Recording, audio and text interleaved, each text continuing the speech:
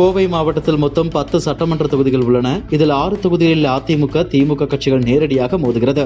மற்ற தொகுதிகளில் கூட்டணி கட்சிகள் மோதுகின்றனர். இதில் பொள்ளாச்சியில் மட்டும் திமுக கூட்டணி கட்சியை சேர்ந்த கோமாதேக வேட்பாளர் உதயசூரியன் சின்னத்தில் போட்டியிடுகிறார். இந்த சட்டமன்ற தேர்தலுக்கான வேட்புமனு தாக்கல் கடந்த 30ஆம் தேதி தொடங்கியது. கோவை மாவட்டம் முழுவதும் உள்ள 10 சட்டமன்ற தொகுதிகளில் 15 பேர் வேட்புமனு தாக்கல் செய்தனர்.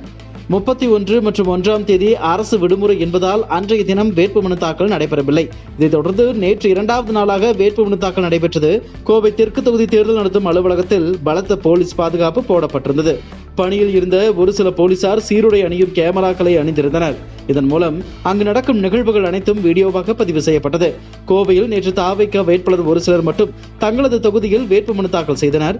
இவர்கள் தவிர சுயேட்சைகள் வேட்புமனுக்களை தாக்கல் செய்தனர். முக்கிய கட்சிகளான திமுக மற்றும் அதிமுக வேட்பாளர்கள் மனு தாக்கல் செய்யவில்லை. கோவை மாவட்டத்தில் நேற்று ஒரே நாளில் 27 பேர் வேட்புமனுக்கள் தாக்கல் செய்தனர். கோவையில் 10 தொகுதிகளுக்கும் சேர்ந்து இதுவரை 42 பேர் மனு தாக்கல் செய்துள்ளனர். இவர்களில் 30 பேர் ஆண்கள், 12 பேர் பெண்கள் ஆவர். மேட்டுப்பாளையம் மற்றும் வால்பாறை ஆகிய தொகுதிகளில் நேற்று யாரும் வேட்புமனு தாக்கல் செய்யவில்லை. தொண்டாமுத்தூர் தொகுதியில் எஸ் வேலுமணி என்ற பெயரில் சுயேட்சை ஒருவர் மனு தாக்கல் செய்துள்ளார். நாளை மற்றும் 6ஆம் தேதி ஆகிய 2 நாட்கள் மட்டுமே வேட்புமனு தாக்கல் செய்ய முடியும்.